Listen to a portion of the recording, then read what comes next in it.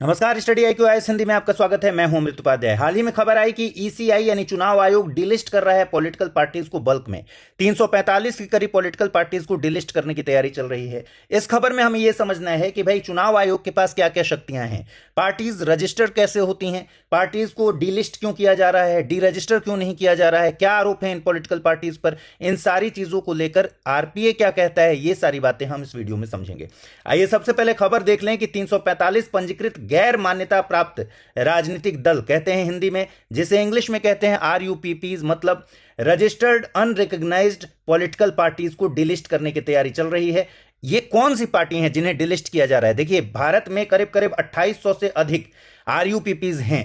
मई 2025 तक का ये डेटा है, लेकिन इनमें से ज्यादातर इलेक्शन लड़ते नहीं हैं बहुत लंबे समय तक। तो पिछले 6 सालों से जो पार्टीज चुनाव नहीं लड़ रही हैं या जिनके कार्यालय कागज पर तो हैं लेकिन भौतिक रूप से फिजिकली एग्जिस्ट नहीं करते, उन पर यह कार्रवाई हो रही है। अब सवाल है कि भाई रजिस्टर्ड अनरिकॉग्नाइज्ड पॉलिटिकल पार्टीज होती क्या है? देखिए, अनुच्छेद 19(1)(c) के तहत मौलिक अधिकार है संघ बनाने का, और संघ बनाने की इस एसोसिएशन जिसको कहते हैं, इस संघ बनाने के अधिकार में ही शामिल है राजनीतिक दलों का गठन भी। और जनप्रतिनिधित्व अधिनियम 1951 की धारा 29(a) के तहत ECI रजिस्टर करता है RUPPs को, यानी रजिस्टर्ड अनरिकॉग्नाइज्ड पॉलिटिकल पार्टीज को। ये पार्टियां जो राष्ट्रीय आप नेशनल पार्टीज देखते हैं उनसे अलग होती हैं, स्टेट में जो मान्यता प्राप्त पार्टीज हैं उनसे अलग होती हैं। अब कैसे रजिस्टर होते हैं राजनीतिक दल, इसके लिए भी RPA में एक पूरा प्रोविजन दिया हुआ है। देखिए, राजनीतिक दल द्वारा गठन के 30 दिन के भीतर पार्टी के ज्ञापन, नियम विनियम और पार्टी का अपना संविधान, इसका एक प्रिंटेड फॉर्म में इसकी कॉपी अपने आवेदन के साथ चुनाव आयोग को देना होता है कि भाई हमें रजिस्टर कर लीजिए। लेकिन रजिस्ट्रेशन के लिए जो दिया जाता है आवेदन, उसके साथ ही संविधान उसका क्या होगा उस पार्टी का, और उसमें क्या क्या मेंशन किया गया है, ये सब प्रिंटेड फॉर्म में जमा करना होता है। फिर उस संविधान के भीतर यह घोषणा की गई होनी चाहिए कि पार्टी भारत के संविधान के प्रति सच्ची आस्था और निष्ठा रखेगी। यह बहुत ही इंपॉर्टेंट क्लॉज है, इसके बिना कोई भी पॉलिटिकल पार्टी इंडिया में रजिस्टर नहीं होती। इसके अलावा जो संविधान के सिद्धांत हैं उनके प्रति भी आस्था और निष्ठा रखेगी, जैसे समाजवाद, धर्मनिरपेक्षता, लोकतंत्र के सिद्धांतों के प्रति निष्ठा रखेगी, और साथ ही संप्रभुता, एकता और अखंडता को बनाए रखेगी। यह सब कुछ मेंशन किया गया होता है पार्टी के अपने संविधान में। और पदाधिकारियों के लिए नियमित चुनाव कराना बहुत मैंडेटरी है, इसलिए उनका आंतरिक लोकतंत्र सुनिश्चित हो पार्टी के भीतर अलग अलग पदों पर, जैसे अध्यक्ष पद हुआ, सचिव पद हुआ, बाकी पद हुए, इन सब पर आंतरिक एक लोकतंत्र की जरूरत है। यानी यह सुनिश्चित करना कि पार्टी इलेक्शन लोकतंत्र के जरिए अपने पार्टी के भीतर भी व्यवस्था चलाएगी।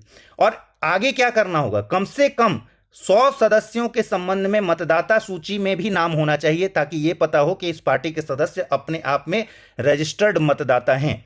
ठीक है, कैसे रजिस्टर होते हैं? इसमें पार्टी के अध्यक्ष या महासचिव शपथ पत्र देता है कि भाई पार्टी का कोई भी सदस्य किसी अन्य राजनीतिक दल का मेंबर नहीं है।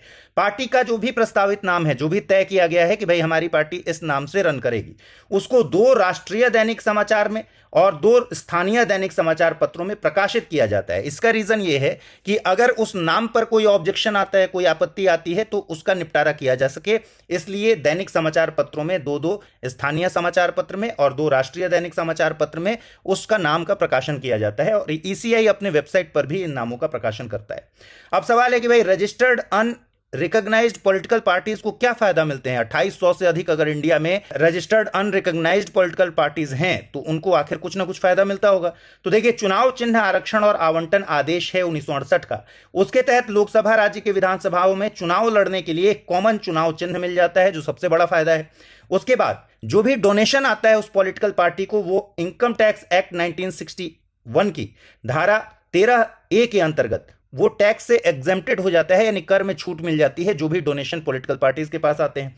और प्रचार के लिए इन पार्टीज को 20 स्टार प्रचारकों को, मैक्सिमम 20 स्टार प्रचारकों को नामित करने का परमिशन मिल जाता है। ये फायदा होते हैं RUPPs को। ठीक है, सवाल है कि ये लाभ कब तक मिलेगा?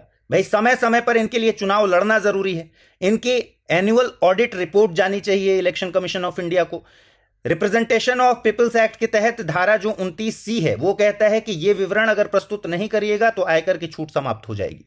और साथ ही एक और क्लॉज है कि 20,000 रुपए से अधिक का जो भी डोनेशन होगा वो उसकी जानकारी आपको हर हाल में देना जरूरी है इलेक्शन कमीशन ऑफ इंडिया को। 20,000 से कम है तो नहीं भी दे सकते हैं, 20,000 से ज्यादा के दान को, डोनेशन को आप इलेक्शन कमीशन ऑफ इंडिया को बताएंगे कि भाई ये हमारे पास पैसा आया हुआ है। एनुअल ऑडिट में भी उसको शो करेंगे। और इसमें भी 2,000 रुपए तक आप कैश में ले सकते हैं। 2,000 से ज्यादा अगर रकम है तो फिर चेक या ड्राफ्ट के थ्रू लेंगे, ये नियम है। लाभ ये मिलता है।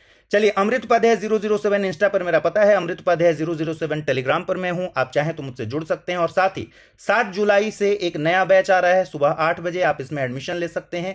यह बैच 2027 और 2028 के लिए प्रतिज्ञा नाम से आ रहा है और 26 के लिए तो है ही। तो इसमें इंग्लिश में भी बैच है, हिंदी में भी बैच है, इंग्लिश में भी बैच है। सीमित अवधि के लिए एक ऑफर आया है, 7 जुलाई तक वैध है। अमृत लाइव कोड यूज करके आप बैच की जो स्टार्टिंग हो रही है इस बार वो 9,999 रुपए से हो रही है, यानी काफी अफोर्डेबल प्राइस पर आप इसमें एडमिशन ले सकते हैं। अगर आपको एडमिशन लेना है, इसी वीडियो के डिस्क्रिप्शन बॉक्स में एक लिंक है, उस पर क्लिक कीजिए, उस लैंडिंग पेज पर जाइए, सारे इंफॉर्मेशन को पढ़िए, पीडीएफ पढ़िए और वहीं अमृत लाइव कोड यूज करके एडमिशन आप ले लीजिए। अब सवाल है कि इलेक्शन कमीशन ऑफ इंडिया को डीलिस्टिंग की जरूरत पड़ी क्यों है? तो पिछले 6 सालों में एक भी चुनाव इन पार्टीज ने नहीं लड़ा। अपने पंजीकृत पते पर इनके ऑफिस जो शो किए गए थे कागज पर वो हैं ही नहीं, वो बनाए भी नहीं रख पाए। हो सकता है उस समय जब रजिस्टर किया गया हो तो एक ऑफिस लिया गया हो और बाद में वो ऑफिस एग्जिस्ट नहीं करता, या फिर जानबूझकर भी ऐसा किया जाता है कई बार। और दूसरा, जो वित्तीय प्रकटीकरण है, मतलब अपने लेन देन को सामने रखना, उसमें पारदर्शी तरीके से बताना कि भाई हमारे अकाउंट से ये लेन देन हुआ है, ये सब सहित जो फाइलिंग होती है इनकम टैक्स वगैरह की, उसमें भी अनदेखी की गई है। 2022 से ही ये प्रक्रिया शुरू है और समय समय पर election commission of India delist करते भी रहता है। कई बार खबरें आती हैं, 16 में भी ऐसा डिलिस्ट प्रोसेस हुआ था। तो अब तक 2022 से देखें तो 284 पार्टीज को सूची से हटाया गया है, डिलिस्ट किया गया है। और जो अनुपालन में विफल रहे हैं उसमें 253 को इनएक्टिव घोषित कर दिया गया है। और ये अब 354 की जो अगली खेप आ रही है, इसके बाद भी यह अनुमान है कि करीब 1000 पार्टीज ऐसी हैं जो इसी कंडीशन में हैं, मतलब डिलिस्ट करने के लिए एलिजिबल है। ठीक है, दुरुपयोग की संभावना कहां कहां हो सकती है? इस तरह की पार्टीज इतनी क्यों बनती हैं? क्या कोई मिसयूज किया जाता है? हाँ, मिसयूज के चांसेस बहुत ज्यादा हैं। देखिए, गैर अनुपालन के बावजूद 100% कर छूट का लाभ ये पार्टीज उठाती रहती हैं, जो कि एक तरीके से इसका मिसयूज है। और सीधा सीधा बताया गया है कि भाई ये कर छूट किस कंडीशन में मिलेगा, उन कंडीशंस को आप फॉलो कर नहीं रहे लेकिन टैक्स एग्जम्पशन ले रहे हैं। तो एक तरीके से ये जरिया बन जाता है ब्लैक मनी को व्हाइट मनी करने का, क्योंकि डोनेशन से आप पैसा ले लेते हैं और उस पर टैक्स का एग्जम्पशन भी ले लेते हैं, लेकिन आप पॉलिटिकल पार्टीज वाली जो प्रक्रिया हैं या फिर जो प्रोसेस हैं उसको पूरा नहीं करते हैं। दूसरा, कुछ पार्टीज शेल पार्टीज के रूप में भी काम करती हैं, जैसे शेल कंपनीज होती हैं, वो एग्जिस्ट नहीं करती, कागज पर होती हैं और मनी लॉन्ड्रिंग तक की गतिविधियों में संलग्न होने की आशंका होती है। और प्रमुख दलों से भी ये धन के लिए फर्जी उम्मीदवार खड़े कर लेते हैं अपने। अगर चुनाव में अपने उम्मीदवार खड़ा भी कर रहे हैं तो ये डमी कैंडिडेट के तौर पर खड़ा कर लेते हैं और वोट काटने के प्रोसेस में आ जाते हैं और इसके लिए पैसा वसूल करते हैं प्रमुख दलों से, नामांकन को बेचते हैं। तो ये कंडीशंस भी दुरुपयोग की कंडीशंस हैं। सवाल यही है कि भाई डीलिस्टिंग ही क्यों कर रहा है? पंजीकरण रद्द कर देना चाहिए ऐसे में तो पॉलिटिकल पार्टीज की, लेकिन ईसीआई ऐसा कर नहीं सकता। क्यों नहीं कर सकता? ये इसकी मजबूरी है। रिप्रेजेंटेशन ऑफ पीपल्स एक्ट, एक बार जो भी पंजीकृत हो गया राजनीतिक दल, उसको रद्द करने के लिए चुनाव आयोग को शक्ति देता ही नहीं है। किसी भी पार्टी का पंजीकरण बहुत रेयर कंडीशंस में रद्द किया जा सकता है और उसके लिए कंडीशंस भी बताए गए हैं। इसका पंजीकरण मान लीजिए धोखाधड़ी से प्राप्त किया गया हो, किसी ने रजिस्टर कर लिया अपनी पॉलिटिकल पार्टी को और बाद में पता चले कि भाई फ्रॉड तरीके से इसको रजिस्टर कराया गया है, डॉक्यूमेंट्स वगैरह सब कुछ फ्रॉड है, तो फिर किया जा सकता है डी रजिस्टर। या तो केंद्र सरकार ही इसकी गतिविधियों को देखते हुए इसको अवैध घोषित कर दे, तब भी इसको डी रजिस्टर किया जा सकता है। और अगर कोई पार्टी अपने आंतरिक संविधान में ही संशोधन करके यह सूचना दे दे चुनाव आयोग को कि भाई हम अब भारतीय संविधान का पालन नहीं कर सकते, हमारी पार्टी भारतीय संविधान का पालन नहीं कर सकती, तो आपको पता है कि अगर भारतीय संविधान का पालन नहीं कर सकती है तो फिर उसको तुरंत डी रजिस्टर कर दिया जाएगा। लेकिन ये रेयर कंडीशंस हैं। आमतौर पर जो डीलिस्टिंग की कंडीशंस हैं वो इसमें कहीं भी मैच नहीं करती, इसलिए ईसीआई के पास डीलिस्ट करने की ही सहूलियत है, डी रजिस्टर नहीं किया जा सकता। चुनाव आयोग राजनीतिक दलों को सूची से सिर्फ हटा सकता है या निष्क्रिय घोषित कर सकता है। इससे इनके विशेषाधिकार तो प्रभावित हो जाएंगे, लेकिन पंजीकरण पूरी तरह रद्द नहीं की जा सकती। पहली बात, एक सुप्रीम कोर्ट का मामला है जिसमें सुप्रीम कोर्ट ने भी यही बात दोहराई थी और यह 2002 का मामला है, भारतीय राष्ट्रीय कांग्रेस वर्सेस सामाजिक कल्याण संस्थान और अदर्स अन्य। इसमें सुप्रीम कोर्ट ने कहा कि भाई आयोग के पास अधिनियम के तहत किसी भी राजनीतिक दल का पंजीकरण रद्द करने का अधिकार नहीं है। ठीक है, वही बात दोहराई जो आरपीए में है। केवल असाधारण परिस्थितियों में ही पंजीकरण रद्द की जा सकती है, और वो असाधारण परिस्थितियां हमने देख ली हैं, जैसे पंजीकरण धोखाधड़ी से प्राप्त हो या संविधान के प्रति निष्ठा रखना पॉलिटिकल पार्टी बंद कर दे, तभी जाकर पंजीकरण रद्द हो सकता है।